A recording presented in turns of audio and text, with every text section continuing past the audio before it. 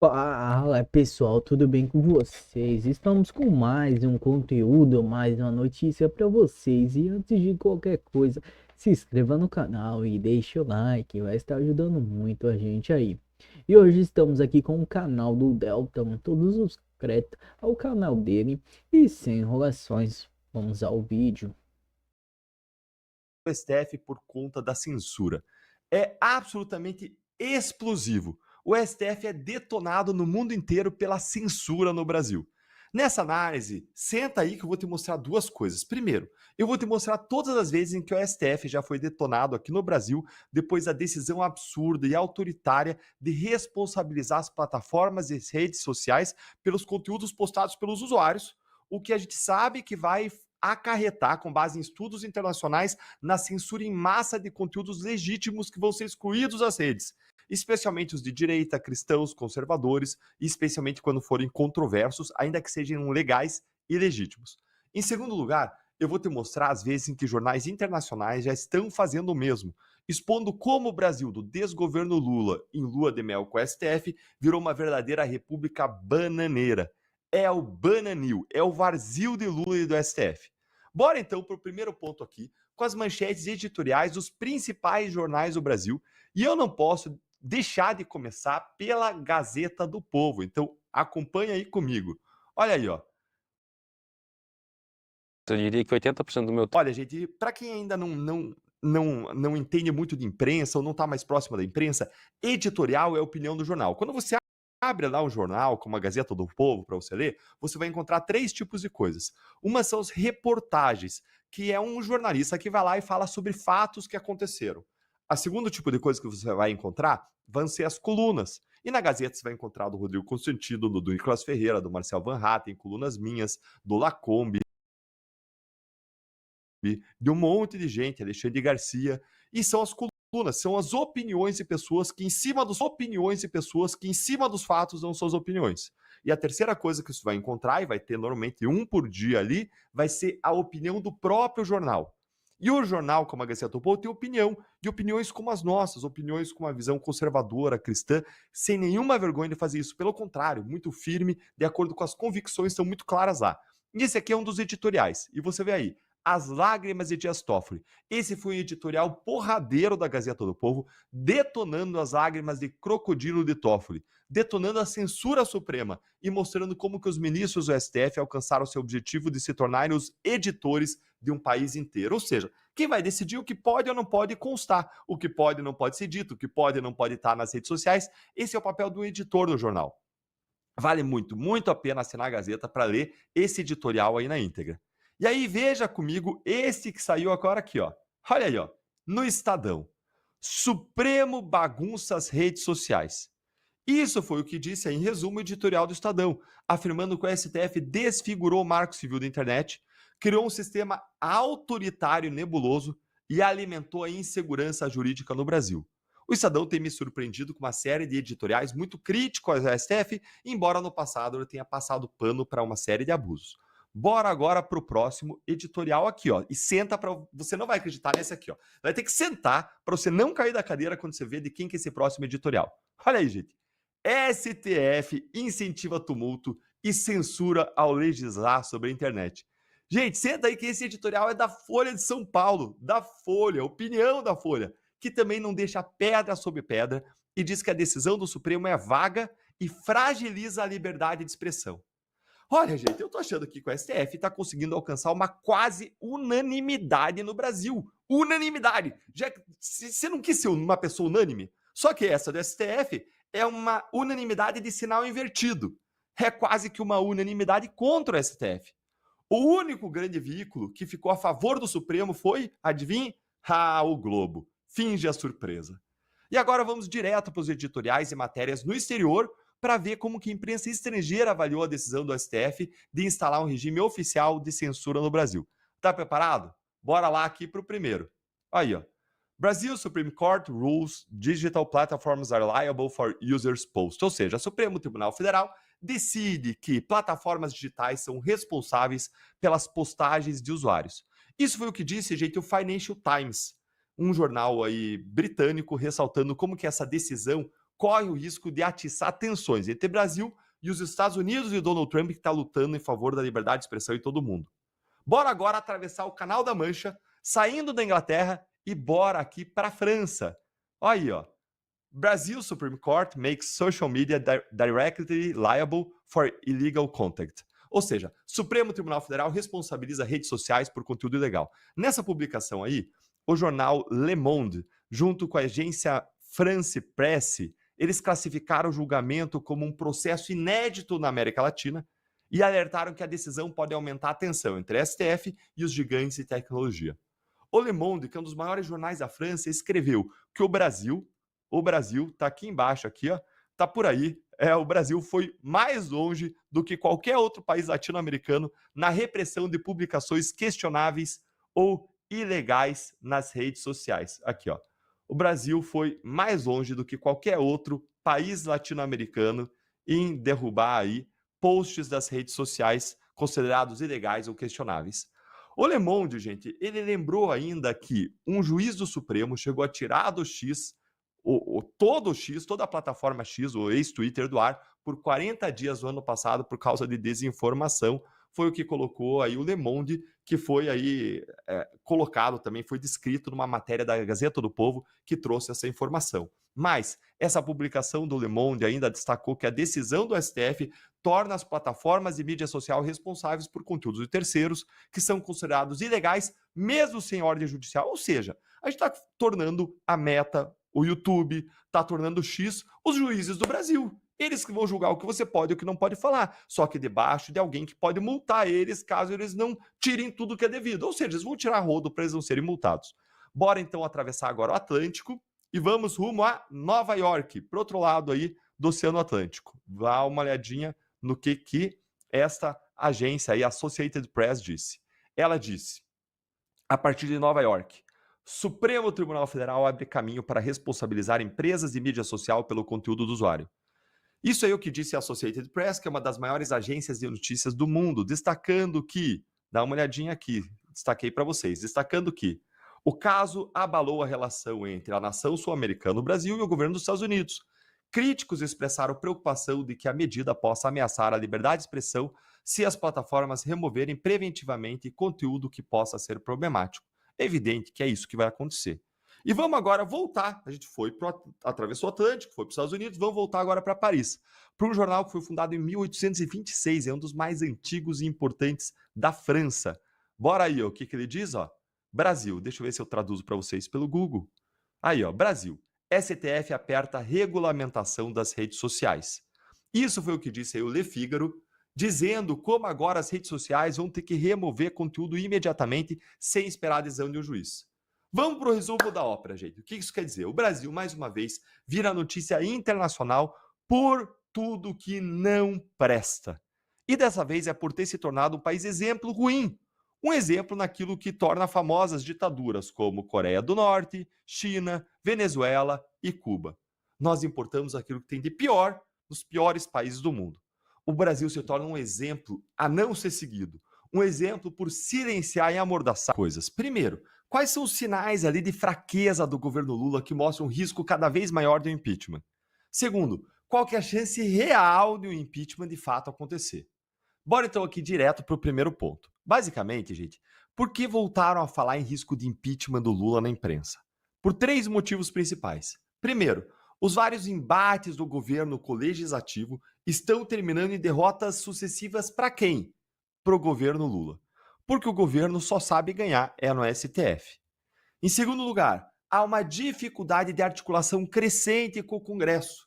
E em terceiro lugar, acontece uma queda vertiginosa, gente, de causar vertigem, da pessoa ficar perdida na popularidade do Lula, que inclusive foi tema de uma matéria explosiva da revista britânica The Economist de ontem, que chamou Lula de irrelevante, incoerente e impopular. E eu fiz um vídeo sobre isso no canal. Esses 3 fatores que eu falei para vocês remetem a cenários pré-impeachment, ou seja, são muito parecidos com os cenários que tanto Dilma quanto Collor viveram, enfrentaram, logo antes de eles serem derrubados dos seus cargos. E o maior sinal de alerta, é claro, foi a derrota humilhante e vexaminosa do governo na semana passada, com a derrubada da alta do IOF, que até hoje tira o sono do ministro da Fazenda e de Lula, o Fernando Tachad, que nunca foi tão humilhado assim na vida. Agora, dizer que esse cenário está cada vez mais propício ao impeachment não quer dizer que isso vai acontecer. E aqui eu vou para o meu segundo ponto. Qual é a chance real disso acontecer, hein? Olha, muito provavelmente o impeachment não vai rolar, por mais que a gente queira. Tanto analistas da política, quanto aliados do Lula, quanto até da oposição ao Lula, concordam que o impeachment hoje, de acordo com o cenário atual, com as informações atuais, com o que aconteceu até agora, o impeachment hoje é algo muito difícil de acontecer. Até mesmo porque é discutível se para a direita o impeachment é realmente a melhor opção política, por dois motivos. O primeiro motivo é que, do jeito que está, é mais vantajoso politicamente para a direita deixar o Lula sangrar, deixar ele na presidência, derrotar ele nas eleições de 2026 que estão logo ali. Por mais que a gente queira que ele saia já, que o Brasil está sofrendo com isso. Porque o Lula está sangrando, o governo dele é um desastre. De fato, gente, a avaliação pública do governo só piora a cada pesquisa que sai, porque ele não tem rumo, ele não tem objetivo, ele não tem propostas, não tem plataforma, não tem uma visão para o Brasil, não tem uma visão de desenvolvimento do Brasil, de crescimento, de prosperidade, que levante a prosperidade do povo brasileiro. Ou melhor, deixa eu me corrigir aqui. Deixa eu acertar melhor. O governo, na verdade, tem sim um objetivo. Ele tem propostas e tem um lema. E quais que são, hein? São dois, muito claros. Censura e taxa. Censura e taxa. Esse é o governo Lula. Quando eles não estão te censurando, eles estão te taxando. Quando eles não te taxando, eles estão te censurando. O segundo motivo, gente, além desse primeiro, que o governo Lula é um desastre, está sangrando e 2026 está logo ali, o segundo motivo também é por conta da conveniência eleitoral. Não teria tempo hábil para o impeachment até o início das eleições, que devem ser o foco total da direita em 2026, porque a gente precisa não só da presidência, a gente precisa ganhar o Senado. Sem o Senado, a gente não para os abusos do Supremo. Então, um processo de impeachment ele pode tirar o foco de algo que é muito importante também para a direita. E mais, gente, é como disse a revista The Economist hoje, na matéria explosiva mostrando como Lula é irrelevante, incoerente e impopular. A revista disse expressamente que se a direita se unir sobre Bolsonaro em 2026, com o indicado de Bolsonaro, a presidência vai ser da direita. E essa é uma análise muito relevante, a da The Economist. Por quê? Porque é de um ator distanciado, uma revista britânica, prestígio mundial, e ela está falando de modo afastado do Brasil. Ou seja, não é só a minha análise, da análise de quem está com esperança de que as coisas melhorem e mudem. Não, é a análise de um ator imparcial. Mas então, por que está todo mundo achando que não vai acontecer o impeachment? Apesar de ver todo esse cenário aí de caos. Gente, tirando a conveniência política e eleitoral, que hoje pode não ser conveniente fazer o impeachment nesse momento, e tirando a possibilidade aí de corrupção dos parlamentares para que não aconteça o impeachment, afinal de contas, a gente não pode desprezar essa possibilidade, que já viu o governo Lula corrompendo parlamentares em várias ocasiões da história. Além dessas duas questões, tem ainda duas coisas que o Lula e o STF podem fazer a qualquer momento para resolver o seu problema com o Congresso, com o Hugo Mota, com o Davi Alcolumbre e com o Centrão. Liberar as emendas. Essa é a verdadeira razão dessa briga toda. Emendas, controle das emendas, receber emendas, nada mais, nada menos. E esse é o recado que o Mota e o Alcolumbre querem passar para Lula e para o STF. Eles querem a liberação do dinheiro. Eles querem garantir a sua própria reeleição, levando o dinheiro do governo para suas bases e trocando com prefeitos e vereadores em troca de compromisso de apoio público para eles ganharem votos e se reelegerem. Se o governo e o Supremo resolverem o minha emenda, a minha vida, que o Congresso tanto quer, vai ser só paz e amor. E além disso, a gente nunca pode esquecer dos processinhos lá do Supremo, né? Como a gente tem visto, existem muitos processos contra parlamentares no Supremo, inclusive por questões atinentes à liberdade de expressão, com o Supremo atropelando as imunidades parlamentares, e por ali eles podem controlar muitas vezes os parlamentares como uma espécie aí de títeres, como aqueles bonecos que se puxa uma perna, puxa uma mão, opa, não vai para aí, senão eu puxo o seu processinho para fora da Gazeta e você vai ver o que vai acontecer com você. Queira ou não, Brasília acontece muito por interesses, pressões e dinheiro. E agora eu quero ouvir a sua opinião.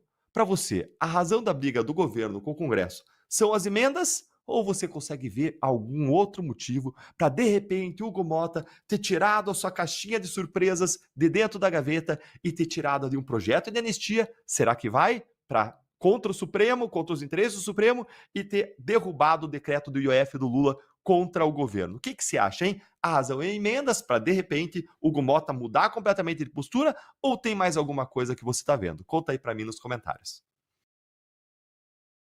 Como que a gente está usando inteligência? Fala pessoal, vou estar lendo para vocês uma notícia aqui no final do vídeo. Conexão política.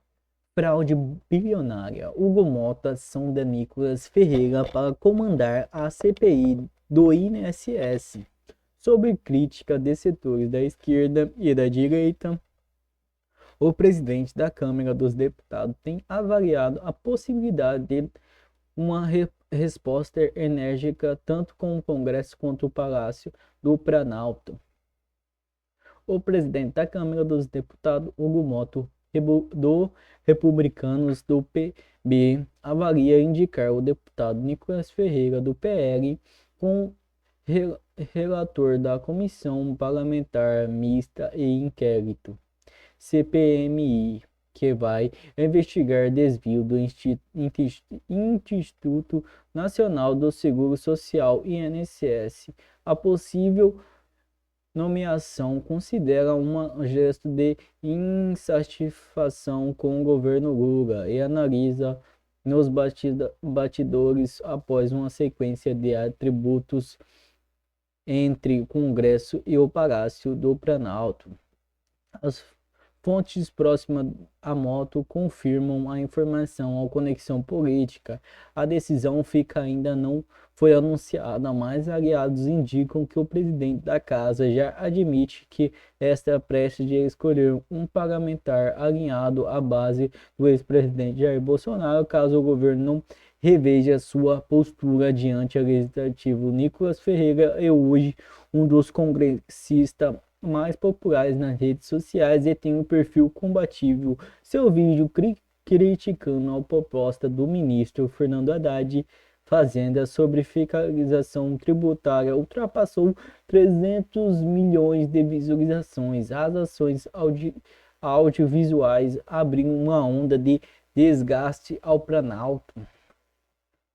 Narrativa do PT é a reação do Mota. Escala de tensão se acendeu após a ampla rejeição do decreto que eleva alíquotas do IOF. Na ocasião, a Câmara aprovou a derrubada da medida por 383 votos a 98, incluindo votos de partidos aliados do governo. No domingo, dia 29, do PT divulgou um vídeo classificando a derrota como uma vitória dos pobres contra os ricos. Minha retórica crítica por Mota. Quem alimenta o nós contra eles, acabou o governo contra todos, declarou o presidente da Câmara nesta segunda-feira, dia 30. A Câmara, com 383 votos de deputados de esquerda e direita, decidiu derrubar um aumento no imposto sobre o IOF, imposto que afeta toda a cadeia econômica. Nomes bolsonaristas.